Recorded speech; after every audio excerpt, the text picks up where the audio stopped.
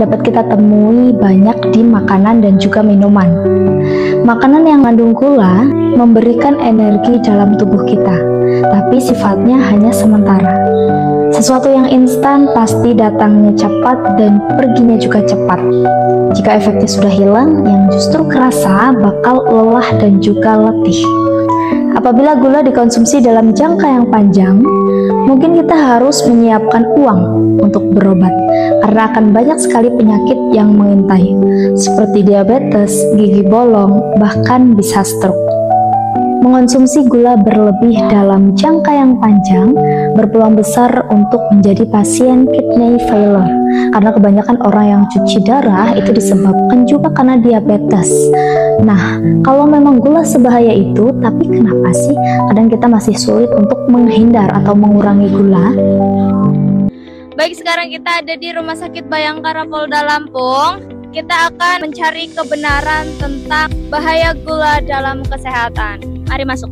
Biasanya orang-orang yang cuci darah itu mengalami penurunan fungsi ginjal, tapi biar lebih jelasnya kita akan ke dalam wawancara salah satu perawat dan salah satu pasien cuci darah. Mahasiswa dari UIN Radintan Lampung ingin memberikan edukasi ke masyarakat luas tentang bijak dalam mengonsumsi gula. Kira berapa banyak sih Pak pasien HD yang ada di rumah sakit? Sebetulnya di rumah sakit kita itu untuk pasien HD lebih cenderung 35%-nya itu pasien darah tinggi, sisanya sekitar 30% itu pasien diabetes, dan sisanya lagi ada masalah di batuk dan lain-lain.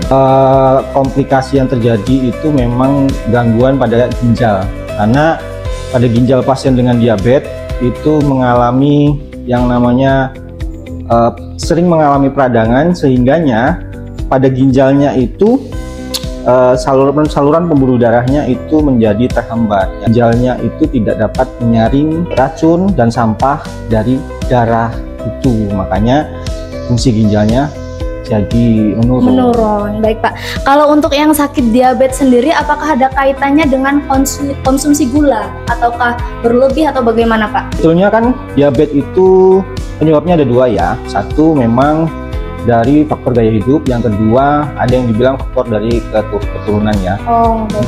Jadi cuman memang gaya hidup itu yang paling penting, karena batasan maksimal manusia dewasa itu konsumsi gula darah menurut teori itu kurang lebih sekitar 40 gram per hari. 40 gram per hari. 40 gram per hari ya. Kebanyakan dari masyarakat kita itu konsumsi gulanya berlebih, jadi mengalami namanya lonjakan gula yang terlalu tinggi. Jadi pankreas kita yang untuk mengontrol gula, secara gampangnya ya, pankreas kita yang mengontrol gula itu nanti jadi kayak apa ya, bermasalah, berat kerjanya ya, gitu Pak. Betul, betul. Ya. Kemudian Pak, tadi diabetes ada kaitannya justru lebih banyak dengan gula, konsumsi gula yang tidak imbang gitu ya Pak. Nah kemudian menurut Pak Yogi sendiri, sikap bijak kita dalam mengonsumsi gula itu seperti apa Pak? Kan banyak sekarang nih anak-anak atau orang dewasa yang mungkin suka beli minuman manis, belum lagi makanan-makanan manis yang lain, itu gimana Pak? Ya, betul. Ya betul ya Mbak, makanan-makanan manis yang terutama minuman manis itu memang salah satu penyebab anak-anak kecil sekarang. Kita kan udah tahu ya, banyak anak kecil yang udah masih kecil tapi udah kena diabetes. Nah itu salah satunya memang dari minuman yang kemasan. Memang kita harus bijak milih minuman itu dari kadar gulanya. Makanya tadi itu kurang lebih sekitar 40 gram. Kalau misalnya lebih dari itu otomatis kita akan berlebih.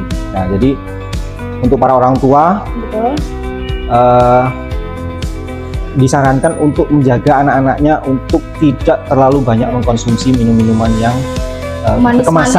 kemasan dan manis. Ya, mudah-mudahan bisa memberikan edukasi kepada seluruh masyarakat dan semuanya bermanfaat.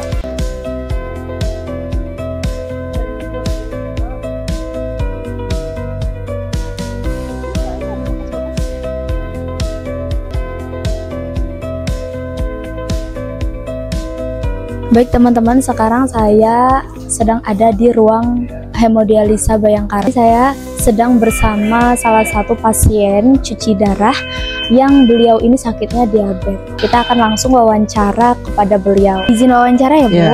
Ibu namanya siapa Bu? Maria. Ibu Maria. Ibu Maria sampai cuci darah ini sakitnya sakit apa Bu? Saya sakit diabetes sama darah tinggi. Nah Ibu, saya mau nanya, gimana sih Bu cerita awal Ibu menjadi pasien cuci darah gitu? Iya, awalnya ya diabetes itu ya tidak pernah saya iniin. Maksudnya itu ya sakit diabetes udah lama, 2014. Cuman nggak saya pikirkan gitu. Tapi gula terlalu tinggi. Oh, iya. Jadi biasa aja lah gitu. Karena waktu dulu kan sehat. Tahu-tahu ya. Tahu-tahu sudah bengkak kedeteksinya semua. bengkak semua. Karena bengkak semua itu dibawalah ke rumah sakit umum. Nah dari situ ketahuan saya harus cuci darah. Disuruhnya cuci darah kata dokter. Seumur-umur kan saya memang punya penyakit dua itu, tapi nggak terlalu saya pikirkan. Lama ya itu badannya bengkak, udah itu timbul luka karena saya diabetes basah. Oh, Ada iya. luka di kaki, dia tuh melepuh gitu loh. Saya pikir biasa aja lah gitu kan, karena biasa-biasa juga biasa yang kayak gitu keluar sendiri. Dia kalau gulanya tinggi sampai nggak bisa terdeteksi 500 ke atas lah kalau udah nggak bisa terdeteksi itu ya. Terus Ibu udah berapa tahun Bu mengalami menjadi pasien cuci darah ini? Saya 2019 sampai sekarang udah 6 tahun. 6 tahun cuci darah ya. Akhir 2019 bulan Oktober kalau nggak salah. Tapi yang dirasain alhamdulillah sehat-sehat. Yang penting jangan meninggalkan cuci darah ini. Cuci gitu darah. Iya, karena akibatnya fatal gitu kalau kita meninggalkan cuci darah. Itu racunnya menumpuk. Karena kan orang cuci darah itu kemana dia mau ngeluarin racun? Karena pipis sudah nggak bisa lagi. 3 hari bisa naik 3 kilo kan gitu. Karena pipisnya nggak lancar gitu. Oh, pesan edukasi Ibu untuk masyarakat luas supaya apa himbauan Ibu tentang gula untuk kesehatan itu bagaimana? Iya, pokoknya untuk masyarakat yang masih sehat dijaga lah gitu. Kalau yang mempunyai penyakit gula itu jangan tidak diindahkan gitu. Kalau yang belum kena penyakit gula dikurangi konsumsi gulanya ya Bu. Iya, Mulai gula, dari makanan manis nasi, dan semua karbohidrat yang tinggi. memicu gula gitu. Oh, baik.